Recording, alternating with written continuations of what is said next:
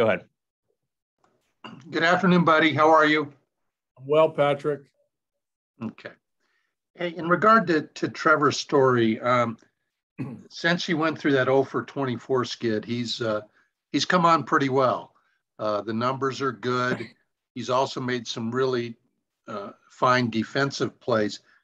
Do you think right now, and as we head toward the final bit of the season, is Trevor Story looking like the usual Trevor Story that you're used to? I think overall, yes. I think this has been an uneven year for Trev in a lot of ways, but I think now he's playing with the freedom and the looseness that we've seen from Trevor over the years that I've been here, and even going back to 2016, his rookie year. I think there's more freedom to his game. He's in a much better spot mentally than he's been all year. He's having fun. I think he always has fun, but there's a serious side to Trev and a very professional and focused side to Trev. But I think now he's playing with a lot of freedom, and he's letting his skills show up.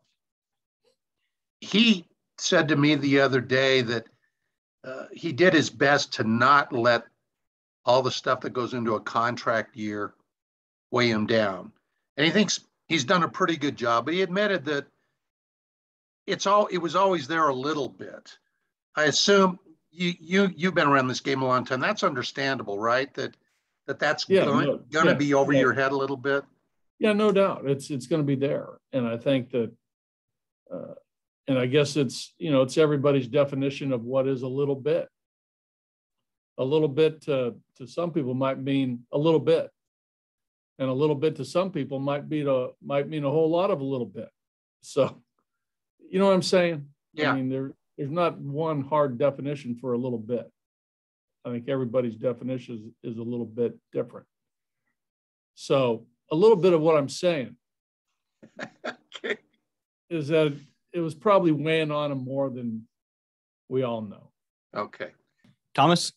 Hey, couple of things. First, with it's a little bit wet out there, obviously with the rain in Atlanta. He may have lost some time, but has Coffee Joe, the weather, has that affected his ability to come back quickly, or what has he been able to do? No, he's still been able to do everything he needs to do. This is just a process. It really is. I mean, if you heard me say it once, you've heard me say it 1,000 times. Hamstrings are tricky. And this is really the first time Connor has hurt his hamstring to a significant level. And they take time. So it's really going to, I was pretty optimistic a week ago when I was asked about his potential return. Now I might have to backtrack on that and see where we are in a week to 10 days, and whether it makes sense for him to, get back out there. But as far as the work needed for him, the weather has not impacted that at all. Okay, now did he hit in the cage in Atlanta? Yeah. Yes. And will he hit on the field here today? I don't think so. He's going to hit in the cage. Hey, I wanted to I don't think he's going to hit on the field. He might. Oh, okay. I'm not sure. I didn't see the last group. A bit about, I guess, pitcher development. Obviously, you have some relievers that are kind of coming along, and I think for the most part, most of them were starters when they entered their pro career. They became relievers. With the importance of the bullpen these days, have you seen very many cases where teams have actually drafted people as relievers, or is it still the better thing to let them build up innings as a starter and just see if they're relievers? No, I think you still see it. I think the high school pitcher, those guys are usually starting pitchers at the high school level, and they come into the system and into pro ball as starters just to, build repetition, build development. You need the work as a starter to get where you need to be in pro ball. There are exceptions to, that rule. I think the Oakland Athletics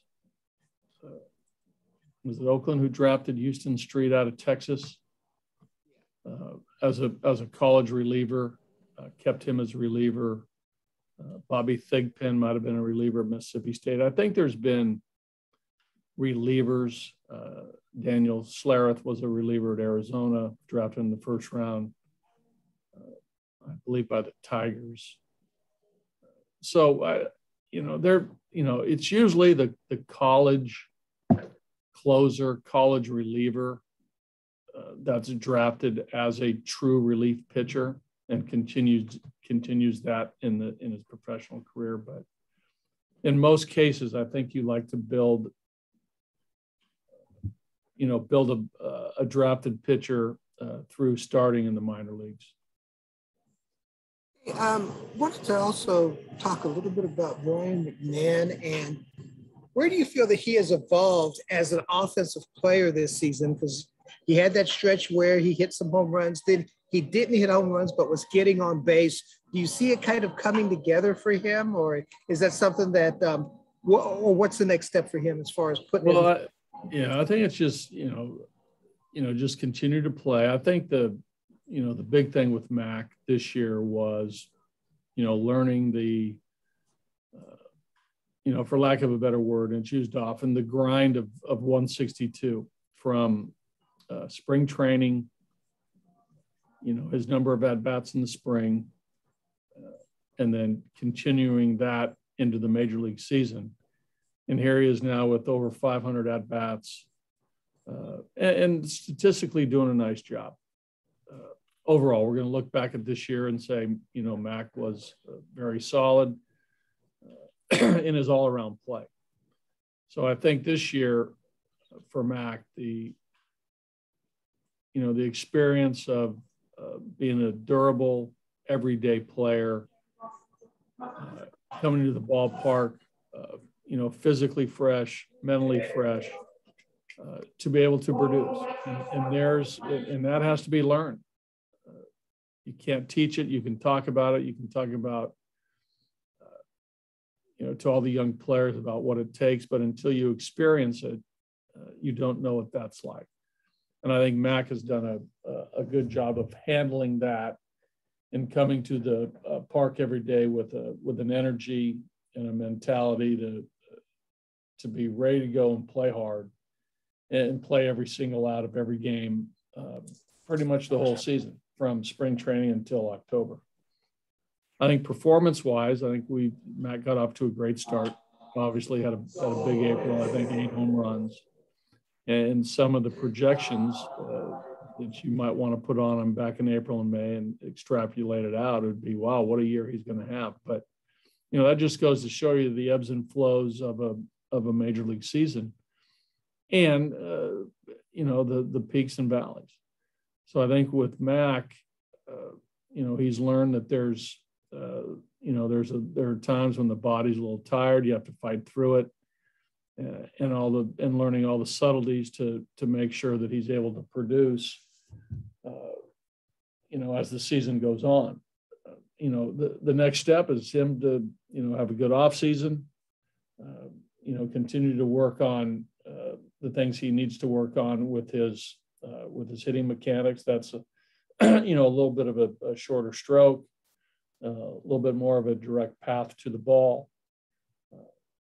Again, some of the data that we put before Mac, for him to process that, think about it during the winter, make those adjustments, physically and mentally about the things he needs to work on, and come ready to, do it on the field next February and March before the season. So, that's where I look for the growth and the improvement for Mac. I think to follow up on Mac also, he went through a little stage, I think, in Seattle where he had a little bit of a forearm elbow type thing, but he just seems like he's built to play, and no matter whether he's hurting or not, he's the type of guy that's hard to keep out of a lineup. I mean, do you see that the talent of his toughness? Yeah, and that's part of what in my last answer, that that's part of it. I agree. I think he is built to play. I think he has a mental toughness to him that that he realizes that you have to play through some soreness, you have to play through some injuries, and still be able to get it done, even though your body might not be 100%. So I think he's learning that skill, and that's a skill. I mean, it's a physical and a mental skill to be able to, to fight through soreness and pain, and still be able to produce. And that's part of this year being so important for Mac, and getting through it. Because once you get through it once, I think you can get through it again and again and again.